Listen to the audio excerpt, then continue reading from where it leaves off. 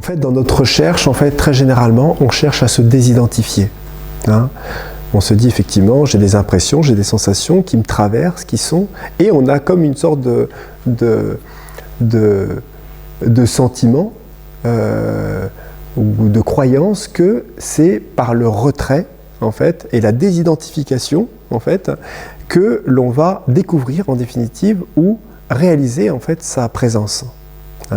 Si on parle de présence comme cet espace infini, vide, que l'on appelle le soi.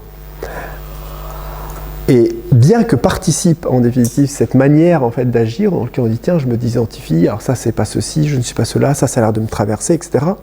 C'est comme si on recréait en définitive une sorte de deuxième observateur, une sorte de tension intérieure, une sorte de contraction qui se fait, dans lequel le regard qui embrase le champ unifié de conscience, qui prend les sensations, les émotions et le reste, et ben c'est comme si un autre filtre mental extrêmement subtil s'était mis et on s'attendait à recréer quelque part un jeu conscient de la perception de ces sensations et de ces impressions, etc. etc.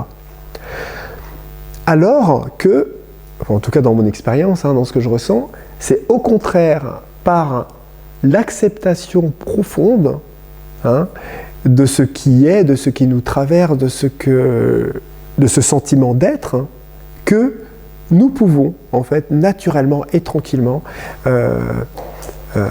par la descente et l'intégration de ce que l'on est, réaliser ce qui nous englobe et dans ce quoi nous vivons.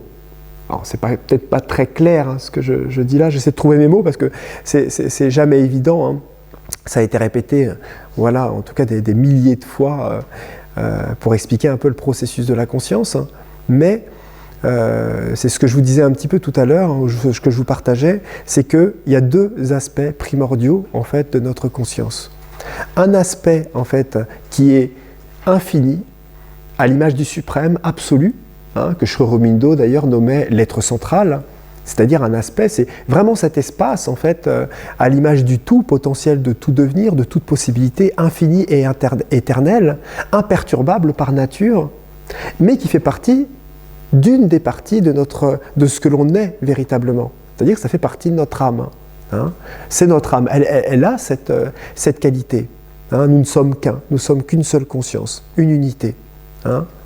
Mais pour que cette unité se vive dans le multiple, c'est-à-dire se vive, on va dire, dans la manifestation, il y a une autre partie. Et cette partie, généralement, est souvent peut-être mal comprise ou mal expliquée ou pas perçue en tout cas, mais cette autre partie est à l'image de la manifestation divine. C'est-à-dire qu'en fait c'est l'aspect infini et imperturbable et éternel à une partie indissociable qui est sa propre manifestation et le monde de la forme.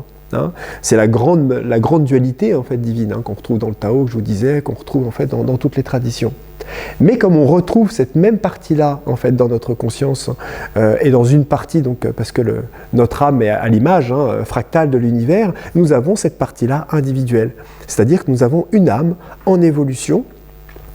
Dans lequel, en fait, qui est constitué des parties les plus hautes jusqu'aux parties les plus denses et les plus grossières du véhicule physique, qui vit une expérience et qui est en évolution, en définitive, dans le monde de la manifestation.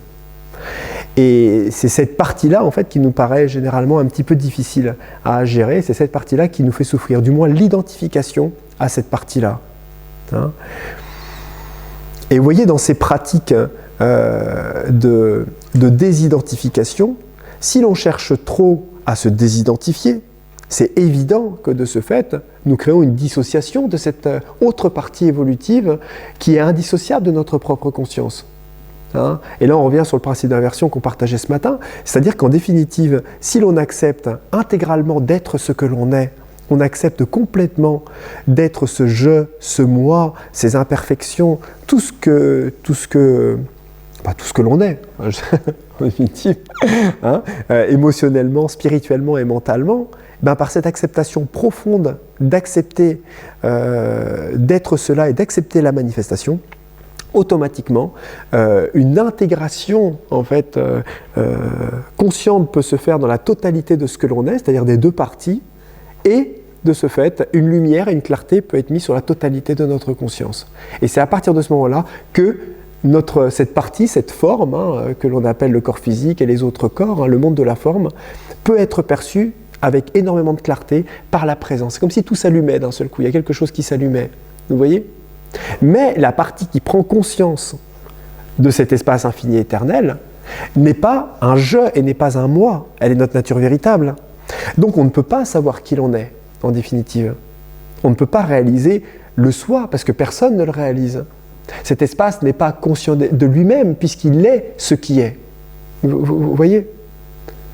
Et c'est ce que je disais, c'est qu'en fait, c'est là que c'est intéressant, c'est qu'il n'y a rien à faire, puisque c'est notre propre nature. Quoi qu'on fasse dans la vie, qu'on médite, qu'on fasse je ne sais pas quoi comme activité, ou qu'on fasse du chamanisme ou du machin, etc., en espérant trouver cet espace, et ben c'est quelque part, ça fait partie de notre propre chemin, on le fait tous, et c'est presque inévitable, mais fondamentalement, ça ne sert à rien, puisque cet espace-là est déjà ce qu'il est, donc il n'y a rien à acquérir, absolument rien. Il fait partie de notre propre nature. Vous voyez ?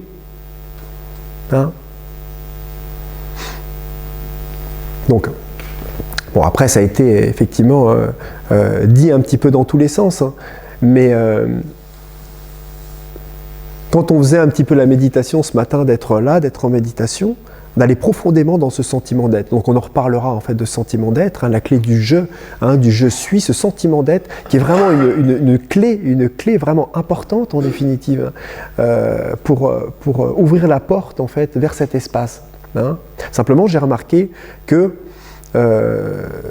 bien peut-être, en tout cas certaines personnes peuvent le réaliser, que ça peut devenir une évidence assez rapidement. Mon expérience personnelle me montre que c'est quelque chose qui demande, en fait, dans lequel la conscience, en tout cas perceptive, demande à être perméabilisée vraiment par certains états de conscience, par certaines énergies, par certaines postures intérieures, enfin d'acquérir une certaine souplesse grâce à certaines postures pour réussir à accepter de n'être rien.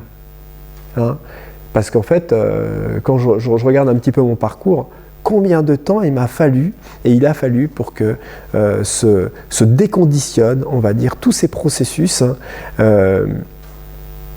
des processus qui sont même encore là. Ce n'est pas des processus qui ne sont pas là, c'est des processus qui sont encore là. Mais pour que se déconditionne l'aimantation, on va dire, une sorte d'évanescence, on va dire, vivante, intelligente, enfin intelligente, je ne sais pas, en tout cas bien mécanique, qui adhère et qui se scratche, en définitive, à ces processus.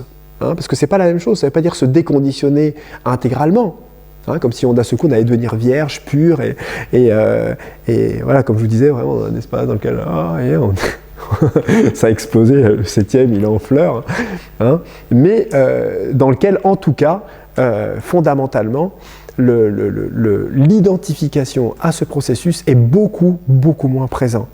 Ce qui fait que de ce fait, en étant moins présent, il laisse beaucoup plus de place à un espace qui est senti, qui est perçu, en définitive, dans lequel ce sentiment d'être, le grand je suis, le soi, en fait, peut naturellement infuser en fait sa propre présence. Parce que vous voyez, on parle du soi et on dit c'est un non-état. Être dans le soi ou dans cet espace d'éveil est un espace de non-état. C'est-à-dire que ce n'est pas un état puisque c'est quelque chose qui n'est pas généré, qui n'est pas lié à une cause à effet, puisque c'est notre propre nature. Par contre, le monde de la forme et de la manifestation, nos pensées, nos émotions, notre corps physique, notre santé, notre vitalité, notre logistique intellectuelle, etc. Par contre, lui est lié au monde de la forme, donc est lié à la causalité. Vous voyez donc un petit peu les deux aspects. Ce qu'on a fait en tout cas tout à l'heure, c'est apprendre en fait à se familiariser en fait. Il faut vraiment apprendre à se familiariser, enfin du moins ça peut être une voie ou une possibilité en fait, de toutes ces différentes zones et de tous ces différents espaces en fait de notre conscience. Alors vous avez vu ce matin, on regardait un petit peu dans quel espace se trouvent un peu les sensations qui nous traversent. Vous voyez, il y a une zone particulière dans laquelle vivent les sensations. Vous avez dû remarquer, c'est moins derrière, c'est un petit peu devant. Et si on se laisse et on demande simplement avec l'intention de percevoir en fait cet espace, eh ben on se rend compte que on peut globaliser d'un seul regard en fait tous les contours et sentir ce qu'est la forme en fait physique en tout cas de notre corps.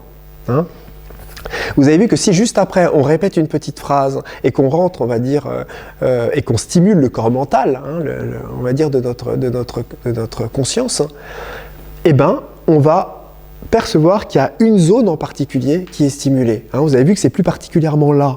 Hein, je ne sais pas si vous sentez qu'il y a quelque chose qui a l'air, en fait, au niveau du troisième œil, du crâne, qui a l'air d'être répété, qui a l'air d'être stimulé à cet endroit-là. Ce qui ne veut pas dire qu'elle ne va pas induire et générer d'autres, on va dire, une infusion dans d'autres sphères, selon que ça génère effectivement certaines émotions ou certaines contractions intérieures. Vous avez vu, ce qui était intéressant aussi, c'est quand on va penser au passé.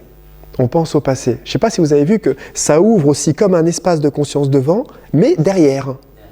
Et vous sentez que vous avez l'impression d'être derrière. Il y a quelque chose qui est projeté. C'est un tube ouvert devant, mais vous vous sentez derrière. Il y a une zone qui a l'air d'être stimulée et qui s'ouvre ensuite sur des possibilités d'autres projections, etc. Mais au niveau expérientiel, il y a une zone stimulée, même sensationnelle. Hein, et c'est intéressant. Et vous avez vu que quand on pense au futur, de ce fait, pareil, c'est devant cette fois-ci. Et on sent même une sorte de pression sur les yeux et on sent qu'on est sur les globes frontaux. On est en train de créer, on va dire, des projections qui ont l'air d'être vraiment au niveau du crâne. Hein. Donc ouais, c'est marrant, hein, le fait qu'on pense à un projet, on a envie, on a mal à la tête, etc. Et que la personne qui pense au passé, hein, elle a la tête en arrière, les yeux écarquillés. Bon, après, c'est peut-être un cliché, mais cette caricature montre qu'effectivement, c'est peut-être pas si faux, hein, qu'on peut avoir des postures un petit peu comme ça. Et c'est intéressant, mais se familiariser en définitive avec ces processus, c'est quelque chose qui est intéressant.